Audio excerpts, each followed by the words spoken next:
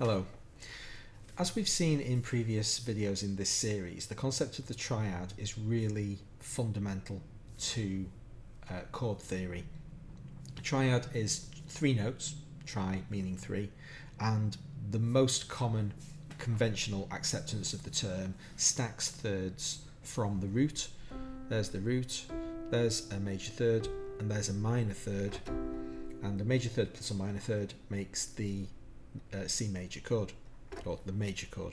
This is a C major chord. If we stack a minor third in front of the major third, root, minor third, major third, we get a minor chord. So when the first two notes have a major interval, it makes a major chord. When they're a minor interval, it makes a minor chord. What's going on with the fifth is irrelevant for this purpose.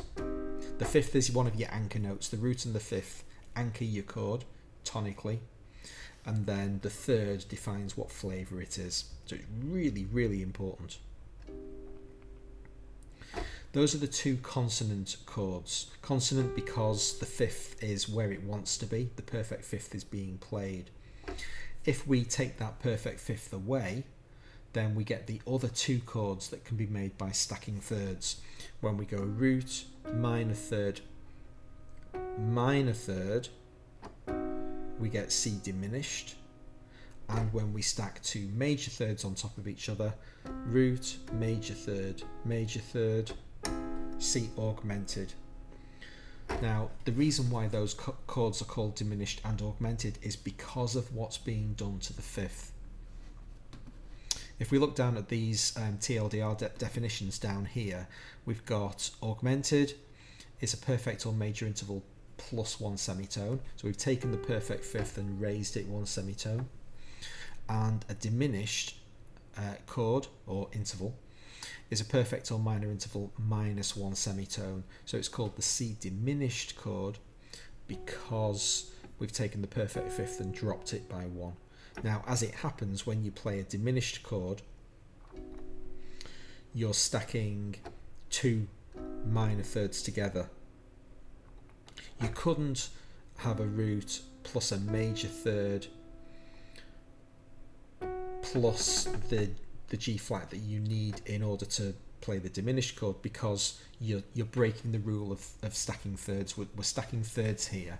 So we stack a minor third and then another minor third together to give us the diminished chord. Let's have a bit of a play in Chord Builder. So this is Guitar Tutor. You can download this for free from onemaninhissongs.com. And we have this facility where we can build chords from scratch and see them in formation. Now, if I click three notes on the keyboard, Guitar Tutor doesn't know or doesn't care what key I'm in for the purpose of chord building. So you can see that it's correctly identifying those three notes as a C major, but you can also see that it's representing lots of other potentials as well. So it's an E minor augmented. E minor augmented contains those three notes. But let's concentrate on C major. If we drop the third to a minor third, we now have C minor.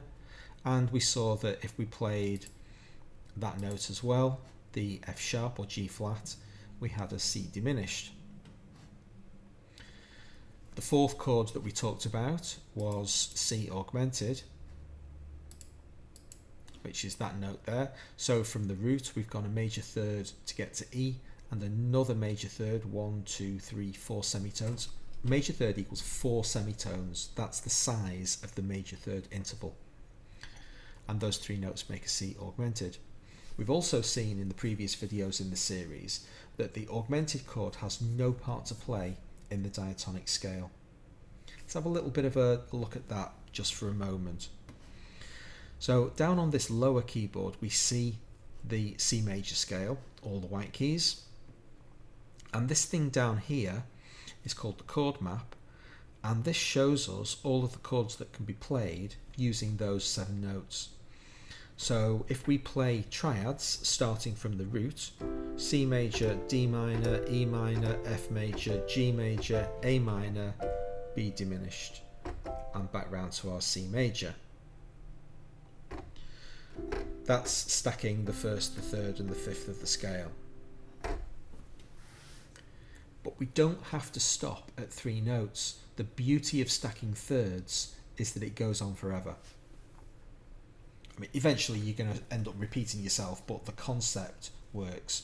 So if I take the first, the third and the fifth and stack another third on top, we have a look at which note in the scale gives us a third. Well, it's a major third because we need to play the B. So we're jumping over one white note each time. That's your basic kind of easy rule if you're in C. And now we're playing this B. And if we add B into our chord builder, we're now playing a C major 7. So it was originally C major. By adding a 4th note to the chord, we turn it into a major 7 chord. I don't want to get too deep into chord theory at the moment because I'm trying to focus specifically on triads and stacking thirds. But basically, if you have one semitone away from the octave note, is going to be called a major 7 chord, and if it was 2 semitones away, then this would be called a C dominant 7th chord, or just C7. And it sounds really, really lovely. It sounds like it wants to resolve to the C major, but it is a very, very nice chord indeed. We'll just have a little bit of a look at interval sizes before we move on, because the spaces between notes is really important. When we play those 4 notes, that's the C major 7, it sounds absolutely beautiful. C, E, G, B. If I play that B somewhere else, if I play it down here, it's still a great chord. I think it's wonderful, but it doesn't ring quite as true to our ears.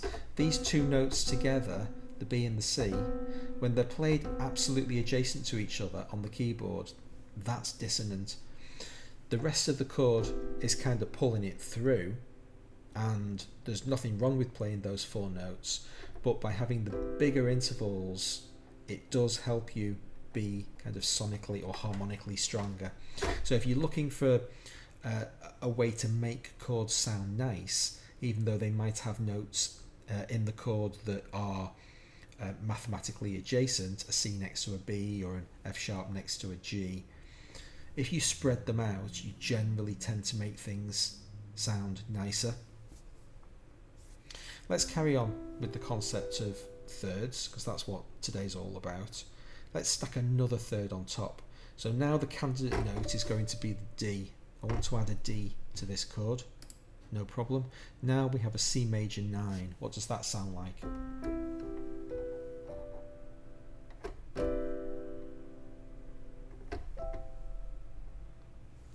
Absolutely glorious. That's the answer. Stacking thirds works. Add another one on.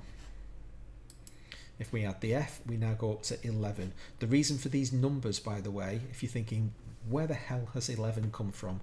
Well, if you start at the root, C is 1, D is 2, E is 3, F, G, A, B, C, D is your 9th note, E, F is your 11th note, G, A is going to be your 13th note. So if we add an A to this chord, lo and behold, we have a C major 13.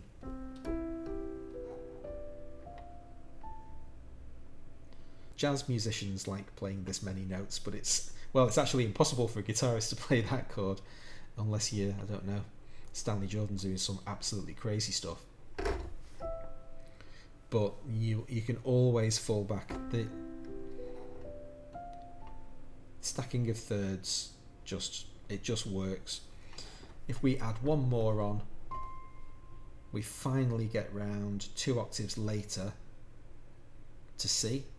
We've wrapped completely around ourselves. We're playing, you can see 8 notes there. We've run out of white keys. There are no unique white keys to introduce into the equation, so you can't get more complex within the structure of the diatonic scale than playing 7 notes. If you play all 7 notes of the diatonic scale off the root note, you're going to have a major 13 chord. Don't worry too much about the naming structure. The fact is, that stacking thirds works. It works for any key. If I switch to A minor, which is the sixth mode of the C major scale, so I'm still using all the white keys, which for the purpose of demonstration is really easy for me to do, but now you can just see the white note popping in at the bottom. And when we talked about the diatonic scale, you saw me kind of pedal on the root note to get that fixed in your brain. And now when we play the root, third and the fifth, the third is a minor third, and then we add the major third on top, the major third interval on top to make A minor. So from A minor, let's have a look at our chord map.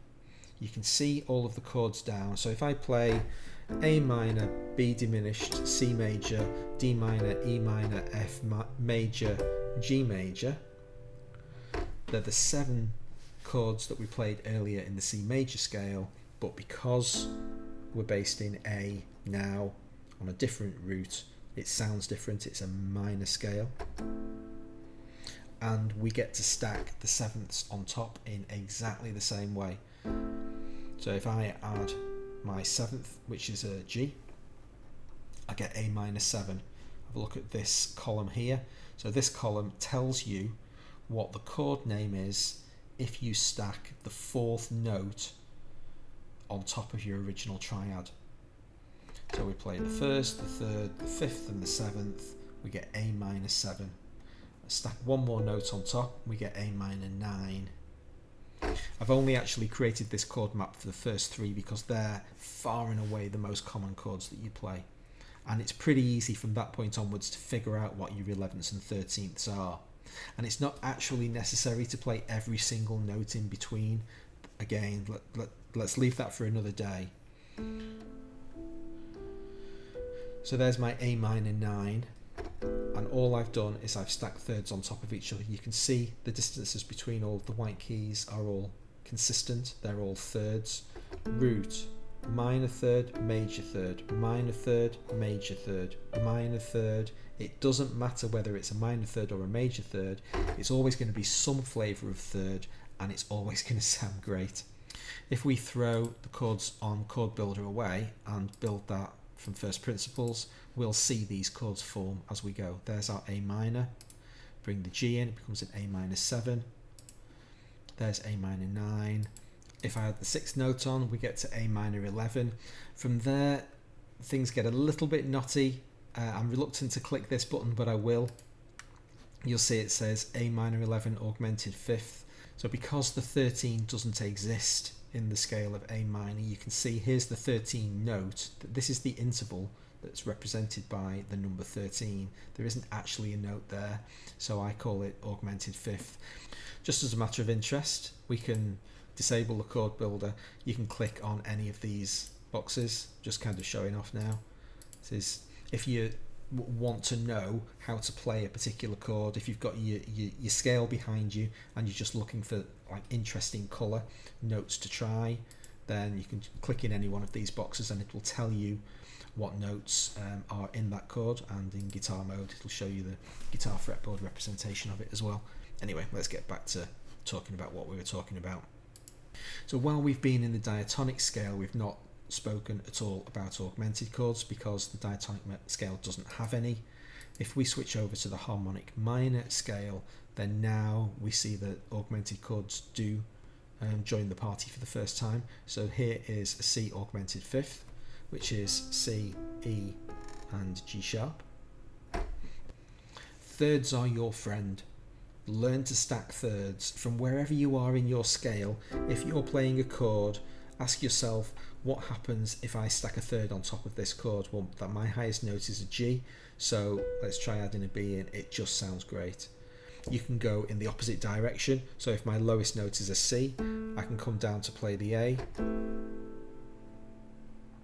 That's a more complex chord. What is it? Fortunately, we have a tool that can tell us. Those are the notes we just played. It's a C major 13. I hope you found this video useful, and if you did, please consider subscribing, hit notifications, and I hope to see you for the next video. Thanks very much for watching.